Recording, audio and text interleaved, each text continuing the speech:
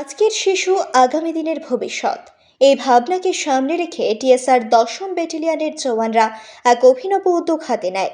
ধলাই জেলার গন্ডাছড়া মহকুমার প্রত্যন্ত ভারত বাংলা সীমান্তবর্তী রতননগর এডিসি ভিলেজ। সেখানে কয়েক শত পরিবারের বসবাস।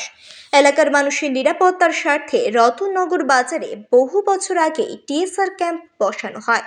গত ১১ ডিসেম্বর রতননগর ক্যাম্পে ত্রিপুরা স্টেট রাইফেল ১০ম ব্যাটালিয়নের ব্রাভো কোম্পানির জওয়ানরা পোস্টিং নেওয়ার পর এলাকায় শান্তি সম্প্রীতি রক্ষার কাজের পাশাপাশি তারা এলাকার ছাত্রছাত্রীদের শিক্ষাদানের কাজও করে যাচ্ছেন।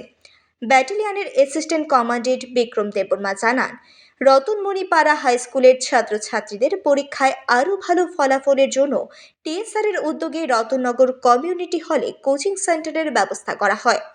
নতুন পাসিং আউট শিক্ষিত টিএসআর জওয়ানরা প্রত্যেক দিন দুপুর ২টা থেকে বিকেল ৫টা পর্যন্ত কোচিংয়ের মাধ্যমে তাদের পাঠদান দিচ্ছেন। নার্সারি থেকে ১০ম শ্রেণী পর্যন্ত পড়ুয়ারা এই কোচিংয়ে অংশ নিচ্ছেন। তাতে দেখা যাচ্ছে আগের তুলনায় এবার ছাত্রছাত্রীরা পরীক্ষায় আরও ভালো ফলাফল করতে পেরেছে।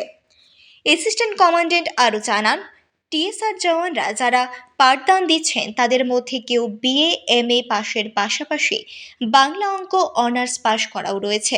তিনি বলেন, ছাত্রছাত্রীরা আগের তুলনায় অনেকটাই শৃঙ্খলাবদ্ধ হয়েছে। অ্যাসিস্ট্যান্ট কমান্ডেন্টের মতে লেখাপড়ার পাশাপাশি তাদের যদি আধ্যাত্মিক চেতনার বিকাশ ঘটে তাহলে আগামী দিনে এলাকার জন্য শুভ হবে, তারা মানুষের মতো মানুষ হবে। বিক্রম দেববর্মা আরও জানান, কোচিংয়ে প্রত্যেকদিন ৬০ থেকে ৭০ জন ছাত্রছাত্রী পড়তে আসছেন। কোচিংয়ের মাধ্যমে সেখানে যাতে শিক্ষার আরও উন্নতি হয় তার জন্য চেষ্টা চালিয়ে যাবেন। এর জন্য তিনি এলাকার মানুষের সহযোগিতা কামনা করেন এবং অভিভাবকরা যাতে কোচিং সেন্টারে তাদের ছেলে মেয়েদের বেশি বেশি করে পাঠান তারও অনুরোধ রাখেন। টিএসআর জওয়ানদের এই ধরনের উদার মানসিকতার কাজ দেখে এলাকার অভিভাবক মহল দারুণ খুশি। উল্লেখ্য, এর আগেও টিএসআর ১২ নম্বর ব্যাটালিয়নের উদ্যোগে রতননগর সহ তার আশপাশ এলাকায় একের পর এক সামাজিক কাজ করা হয়েছিল। এই সময়ও ১২ নম্বর ব্যাটালিয়নের অ্যাসিস্ট্যান্ট কমান্ডেন্ট হিসেবে ছিলেন বিক্রম দেববর্মাই। তিনি এলাকার যুবকদের নেশা থেকে বিরত রাখার জন্য বিভিন্ন খেলাধুলা থেকে শুরু করে নেশার উপরে অ্যাওয়ারনেস ক্যাম্প, সিভিক অ্যাকশন প্রোগ্রামের মতো একের পর এক কর্মসূচি জারি রেখেছিলেন, যা এলাকা জুড়ে বেশ সাড়া পড়েছিল।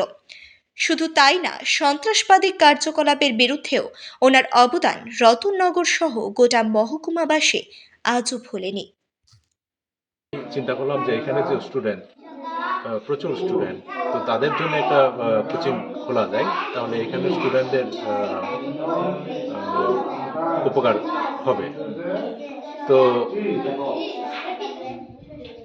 আমরা এর আগেও স্বপ্নবাড়ি আমাদের একটা ক্যাম্প ছিল, স্বপ্নবাড়ি ১৮ যে টানেল মুখটা, ওইখানে একটা গ্রাম, ওইখানেও আমরা 10 ব্যাটালিয়ন টিএসআর উদ্যোগে কোচিং চালু করেছিলাম। ওইখানে স্টুডেন্টরাও অনেক উপকার পেয়েছিল।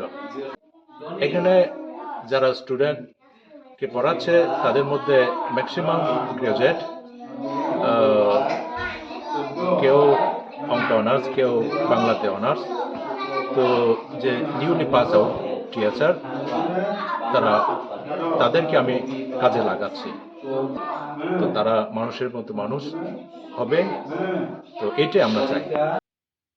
Bureau report, PV24।